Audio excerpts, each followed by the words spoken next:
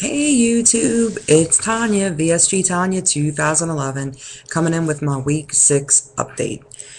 Anyone who watched my video last week knows that I hit a stall. Last week I only lost 0.2 pounds, so I said I wasn't going to bum out about it, and I didn't so much. But I upped my water intake. I made sure I went to the gym at least 3 times, and I've upped my intensity. I'm really just walking on the treadmill, but I walk at like 3.5.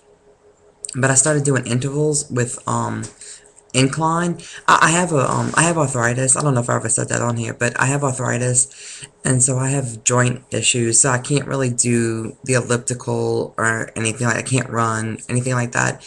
But I've always been able to walk and do an incline just to kind of get the intensity up. So I started doing that, and I'm feeling really good doing that. But so anyway, for the numbers, this week I lost 4.4 pounds. Yay! I'm so excited. I seem to have broken the stall. I think upping the water intake and kind of upping my intensity for my workouts really did it. I was pretty good for Christmas. I allowed myself to taste things that I don't normally taste, but like within reason. So, like for instance, we had like a shrimp and corn bisque, which I ate a few kernels of corn out of the soup, but I basically just ate the shrimp and the cream soup, which is no big deal. And then when I made my plate for dinner, we had Christmas here at my house. I had the little dessert saucers. I just took a dessert saucer and I put like a tablespoon of mashed potatoes, which I have not had potatoes since right before the 2 week pre-op diet. I had a tablespoon of mashed potatoes, a little bit of turkey with gravy, a little bit of ham. We made like a artichoke and green bean casserole, which is heavenly. And I took like maybe half of a teaspoon of that. And then my grandma made cauliflower and cheese, and I took like a half of a teaspoon of that. And I ate slowly and talked, and everything went down fine. I felt good. I didn't really have any desserts. I'm trying to think.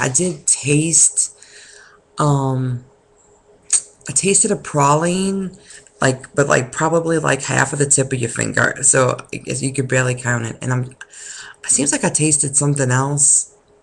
It obviously wasn't that memorable. I don't recall.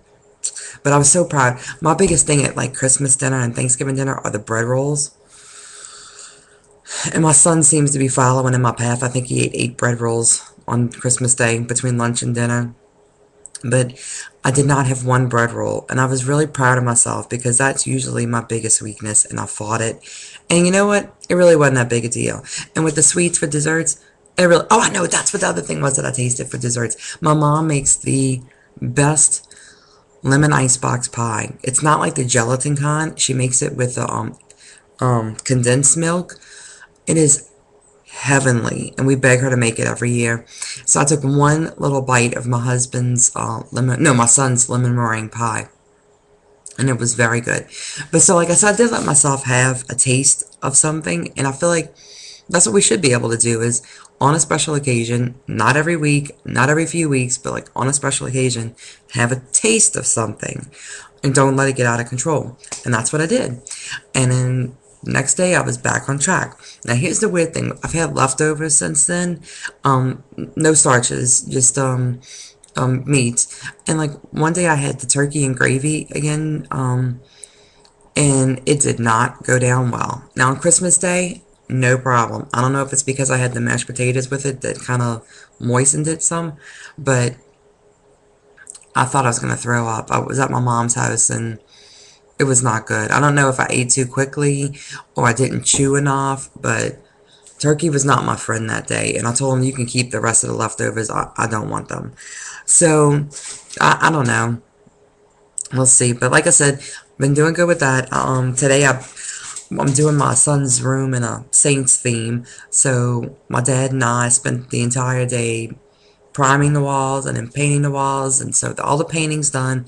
Now I just have to get my husband and my dad to move all the furniture back in the room. And I got to iron curtains tomorrow. And get everything set up really nice for him. I'm excited and he's excited. So Um, oh, and then yesterday I had my 6 week post-op visit with my doctor, and I was excited because really from the time that I first went to him, I don't necessarily count. I didn't weigh myself at home when I went for my first appointment because I think I was still not wanting to face how much I weighed. And I think the doctor scale weighs me maybe a pound or two more than what my scale does. No, sorry, a pound or two less than what my scale does here. So I was kind of confused about where I actually started. When I do my things here, I just go from the day I started the pre-op diet. But so for them, I'm down 40.2 pounds. And they were really excited about that. And my doctor, it makes you feel good when your doctor comes in the room and he's like, wow, wow, wow, you're doing great. And I'm like, oh man, it's like so validating. And so we had never really talked about what my goal weight should be. And he wasn't really focused on that at all. He's just not. And so I asked him, like, where do you think I should be? Because a few videos ago, I went over what my mini goals are and what I think my ultimate goals are. And I said, so what do you think my goal weight should be? And he's like, well, what do you want to weigh? And I said, well, I don't really know because as a full responsible adult, I've only been down to 212. That's the lowest I've ever been. And he's like, that's the lowest you've really ever been? And I said, well, when I was 14, I remember going to the diet center and getting down to 164. But hello, I was 14. I can't imagine being 164. I can't imagine. I can hardly imagine being less than 200, quite honestly. So he goes, so what if you were 164? I'm like, I don't know. He goes, what if you got down to 145? I'm like, I can't imagine that. And so he did the whole BMI calculator, and he said the thing is with the BMI, he said, you have a very athletic build. From BMI, you should get down to 145 to 150. He said, I think you can do it. He said, but is that a good weight for you? He said, I don't know yet because you all have a large frame. You're very muscular. That may not be a good weight for you. He said, you might need to be like 155 to 160. He said, but the thing is, it's going to be up to you, wherever you feel comfortable. You're in control. You will control if you go lower, if you stay where you are, if you gain a few pounds. It's all up to you. So I'm glad that he's not the kind of doctor that makes you feel like you have to be this way or you're not successful.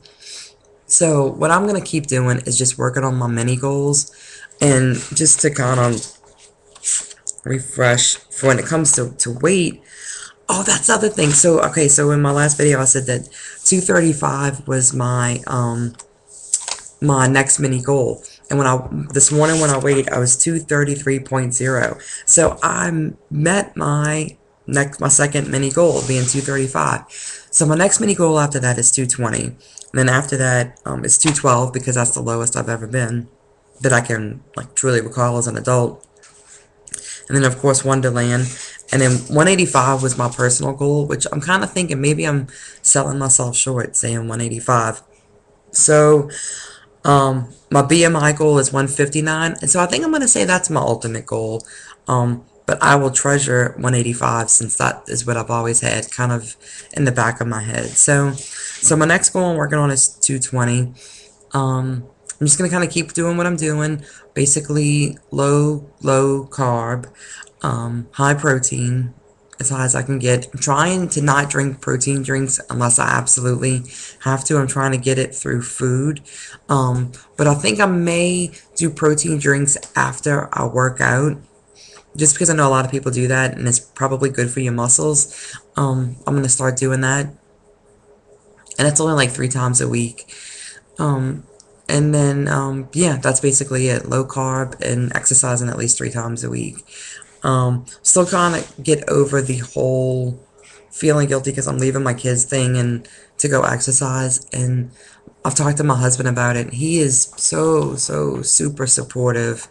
And He's like, it's fun. We do fun things when you're not here, so don't sweat it, And my little girl has been a lot better about not making me feel guilty about not being home. So, I'm feeling better about going, and I feel better when I go. So yeah, I'm doing great. I'm happy I lost through the holidays. When's the last time I lost 4 pounds? At Christmas time? Never. So yeah, it's been a really good week. I'm really excited, and hopefully I can lose a few more pounds before I hit another stall. Yay. So, I think that's all I have. I hope everybody has a great week, and there's a guy that sits in front of us at the Saints games that always says, "Make it happen." And I was thinking about it today, and I'm like, you know what? That's a good thing for me to keep in my head. Let me get out there this week and make it happen. And y'all get out there this week and make it happen. All right? Y'all have a really happy new year. Bye.